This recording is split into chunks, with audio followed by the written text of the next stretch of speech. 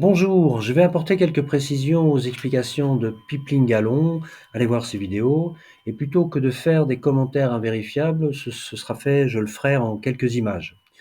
Alors, avant de s'attaquer au tableau des coordonnées, parce que ça va être nécessaire, je vais quand même m'interroger sur la pertinence de la précision des mesures que l'on fait sur les coordonnées. Donc ici, vous avez latitude, longitude, et si vous observez correctement, à la 5e et à la 6e décimale, vous avez des précisions pour les latitudes de l'ordre de 1,1 mètre, et à la 6e décimale, c'est déjà un décimètre, 0,11 mètres. Pour les longitudes, c'est un peu moins, ça c'est lié au fait que, comme on est à 45 degrés nord, ça n'est plus aussi large, entre guillemets, qu'à l'équateur. À l'équateur, 1 degré de latitude, ça vaut 111 kilomètres. Notez qu'à partir de la 7e décimale, on rentre dans le champ des centimètres, millimètres. La 9e, c'est une grandeur que vous connaissez, 100 microns, c'est le diamètre d'un cheveu. Alors, toutes ces mesures, c'est quand même pour s'intéresser à des monuments de ce type-là. Ça, c'est le dolmen de Saillant. Il fait 2 mètres de large, 2 mètres de long, 80 centimètres de haut. Donc, franchement, on n'est pas au centimètre près, hein. Entre ce point-ci et ce point-là, il y a 2 mètres. Donc, en fait, il y a 2 décimales à la 5e position. Bien, maintenant le tableau. Alors, pour le tableau, j'ai fait un peu différemment que Pipeline ou Pipeline. Moi, j'ai presque tout gardé. J'ai simplement corrigé les points les plus évidents. Donc, de Pierrefichade jusqu'à Cournolz, c'est avec un S en fait, il n'y a pas grand chose à dire. Même si le dolmen de Piner est invisible, je le garde quand même. Il n'y a pas de raison que Wikipédia soit complètement faux non plus. À ce propos, je pense avoir l'explication pour laquelle les données de Wikipédia sont aussi imprécises, entre guillemets. Si vous regardez le code source de la page Wikipédia à propos du dolmen de Sapchat, ici vous avez ces coordonnées exprimées en degrés, minutes, secondes. Mais là, en réalité, vous avez les coordonnées réelles qui sont passées au lien. C'est en degrés décimaux, et là je lis 45.5792. En fait, il n'y a que 4 décimales. Et c'est pareil pour les datas longs, ça veut dire longitude. Il y en a 4 aussi, merci. J'avais dit que c'était pareil, ça restera pareil. Et 4 décimales, c'est, je nous le rappelle, de la grandeur du décamètre. Donc c'est normal en fait. Si vous cliquez à partir de Wikipédia pour arriver dans Maps hein, à la fin, vous ne tomberez pas correctement sur le monument. Bref. On arrive au dolmen du parc que Pipeline ne récupère pas, que moi j'ai trouvé par contre en arrivant sur hop, un autre site, c'est celui de Géoportail, il est quand même très clair, là. Il n'y a pas de souci. Donc celui-là, il est enregistré, il est validé. Le dolmen de Saillant, alors celui-là, c'est un peu plus délicat. Donc on avait dit qu'il était là, tout le monde l'avait vu en photo. On pourrait penser que c'est ceci, mais là je suis désolé, ça c'est pas un menhir en fait.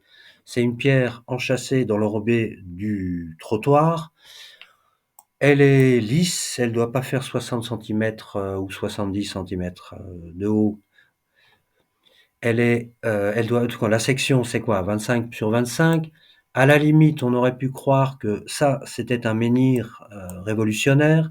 Au milieu, il y a un petit dolmen de la Régie des Transports clermontois. Donc en résumé, si ça c'est un menhir, bah ça c'est un dolmen, tout simplement. Donc en fait, je vais pas le prendre. On passe au suivant, la croix de Saint-Roch. Alors celle-là, c'est pareil, en fait, elle est beaucoup mieux donnée, pardon, sur Géoportail, qui la situe ici, et pareil pour Google Earth, il la met correctement à cet endroit-là. Donc ça, je garde, il n'y a pas de souci.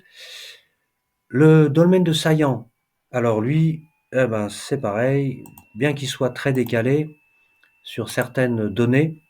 Ici, ça c'est la donnée Wikipédia, donc avec 4 décimales seulement. Ici, c'est la donnée d'un utilisateur quelconque qui est allé prendre une photo. Ben, c'est bon en fait, le dolmen, il est ici. Si vous vous souvenez vaguement Voilà, ça c'est le même, dolmen de Saillant. Donc il est à la limite des arbres. Donc il n'y a pas de problème, on peut le garder. Et on arrive aux grottes de Jonas. Alors ça, c'est un peu plus délicat aussi, puisque là, j'ai trouvé une référence, mais où et quand, et la seule d'ailleurs que j'ai trouvée, c'est tout simplement sur le site de Quentin. Vous allez voir ça, c'est assez... Au pied de ces grottes se trouve un dolmen, ce qui me fait penser que le site est probablement employé déjà avant l'époque celtique. Bon voilà, donc ce fameux dolmen là, il le voit à 500 mètres, il précise lui-même dans le reste de sa vidéo qu'il n'a aucune information sur le monument, et je trouve quand même qu'il est assez fortiche là à 500 mètres pour faire la différence entre un tas de cailloux ou un dolmen du néolithique. Donc en fait, ça, c'est une valeur que je ne vais pas prendre, pour des raisons qui me semblent tout à fait correctes. Le dolmen de Loubarès, bah lui, il n'est pas terrible, je suis d'accord avec vous. Les utilisateurs le placent ici, bah, je vais le garder. Ça ne changera pas grand-chose, de toute façon, au schmilblick. Beaulieu, pas de souci. Aubière, pas de souci. Le Gnagnin, un peu vu. Celui de Villars, c'est pareil. Le dolmen de Sapchat, lui, bah, en fait, il n'a pas été retenu par Piplin, mais en fait, il est très clair. Sur Géoportail, là, on distingue avec les photos que l'on peut retrouver par ailleurs dans Maps, la petite pierre levée qui est devant, elle n'est pas si petite que ça, mais elle se voit sur la photo, et l'arbuste qui est au-dessus ou derrière le morceau, le dolmen, que lui, effectivement, on voit pas très bien. Donc c'est en lisière de forêt, c'est bien, c'est dans le découvert en fait, pas une forêt, c'est un bosquet. C'est en lisière de bosquet. Ici, vous avez le gros rocher qui est aussi présent sur les photos, avec peut-être, là je rêve, hein, c'est les bancs qu'on voit sur les... Ensuite, on a Martinanche. Alors ça, c'est un peu plus délicat. Pourquoi Martinanche, c'est délicat? Ben, parce qu'il y a absolument aucune référence à ce, comment dit-on, à ce monument, excepté dans le tableau de Quentin. Mais vraiment aucune, hein. Là, j'ai les monuments historiques français. Ça, c'est le château, les Martinanges. Ça, c'est le chemin du château. Ça, c'est la route d'Ambert. Il le situe dans ce triangle. Non, il n'y est pas, en fait, hein. Vous pouvez chercher dans l'inventaire. Ça, à elle, bon, les Martinanges, ça n'y est pas. Martinanges non plus. C'est sur la commune de Saint-Dière, Saint-Dière d'Auvergne. Vous avez Saint-Diéry, mais c'est tout. Donc en fait, c'est de nouveau un élément que je ne vais pas retenir. La Roche-Nitée, il appelle ça la Roche-Nitée de Valbellex. Ben, celle-là, je l'ai trouvée. Et vous allez être surpris, je l'ai trouvée uniquement, et il n'y a vraiment que là, chez lui. Voilà, ça c'est son menhir de la Roche-Nitée, Valbellex. C'est pareil, il n'est pas dans les inventaires, il n'est pas dans les listes, il est absolument nulle part que chez lui. Et puis, de nouveau, ça c'est pas un menhir en fait, c'est une pierre. Sans transition, après le tunnel, revenons donc au tableau. On a vu que j'ai enlevé 4 mégalithes de l'inventaire perso de Quentin. Alors j'en ai ajouté 4 trouvés sur Wikipédia. C'est 4 mégalithes parfaitement identifiables et sur Wikipédia et dans l'inventaire et sur les photographies aériennes. Et puis j'en ai rajouté 2 dans le Cantal, la tombe du capitaine et le menhir ou dolmen pardon de Toulse. Donc qu'est-ce que ça donne comme résultat ça? Eh ben j'ai vite fait le calcul, enfin moi pas vite mais lui aussi, on tombe à 4 angles remarquables pour le calcul, avec environ une chance sur 10 de l'obtenir par hasard. Qu'est-ce que ça peut bien vouloir dire cette histoire? Sur 190 angles possibles, l'arpenteur du néolithique en a réussi 4, soit à peu près 1 sur 50. Alors que le hasard, l'entreprise du bâtiment hasard, qui n'avait qu'une seule chance sur 10 de le faire, est parvenu à un résultat bien meilleur. Une synthèse de la méthode Quentin, c'est 14 sites sur 35 plus ou moins bien placés, 4 sorties de sa poche, ça nous donne 12 réussites. La méthode corrigée, elle, je retire les 4 sites, j'ai 5 angles perdus parce que oui, les sites placés par Quentin généraient des angles magiques. Il en reste 7, c'est beaucoup. Je recale les 14 autres sites, c'est pas toujours nécessaire de les recaler tous parce que tous n'ont pas des correspondances. Il y a de nouveau 3 angles de perdus, il en reste 4. Je rajoute 6 sites, parce que je suis honnête, enfin pas tout à fait, mais c'est pas grave, et j'obtiens toujours 4. Alors, 4, c'est beaucoup. Par contre, j'ai une carte contre nous. C'est le menhir de Beaulieu, qui est très visible, et sur les cartes, et sur les photographies aériennes. En fait, le menhir de Beaulieu s'appellerait plutôt stèle de Beaulieu. Tout simplement parce que la conclusion qui a été tirée récemment de travaux faits sur le site conclut que c'est pas du tout un menhir, mais c'est une stèle probablement de l'âge du fer. Mais ça n'est ni un menhir ni une borne gallo-romaine. Donc je pense qu'on avait parlé d'un mégalithe du néolithique et pas vraiment d'un menhir d'Astérix Obélix ou dans ce cas-ci Vercingétorix. Donc je pense que je vais pouvoir le retirer. Alors on va réinjecter ça dans le tableau. Le menhir de Beaulieu, il disparaît. Alors effacer le contenu, tout, oui. Et ensuite je relance la machine. Donc en attendant que les calculs se fassent, je vais vous montrer ce que ça donne sur une carte géoportail. La stèle de Beaulieu, elle est au nord. Ici, vous avez le menhir de Freidfond et là, vous avez la pierre de Fichade ou Plantade. Je me souviens jamais.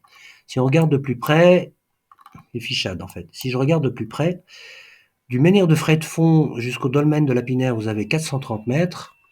Vous avez 11 km jusqu'à la pierre de Fichade ou menhir de Fichade et plus de 20 et presque 24 km jusqu'à la stèle de Beaulieu. Qu'est-ce que ça signifie? Eh ben, c'est que dans le tableau, si on modifie à la 5e décimale, c'est-à-dire juste un petit mètre la position de Freidfond, on perd tout de suite le dolmen de Lapinaire. On garde les deux autres.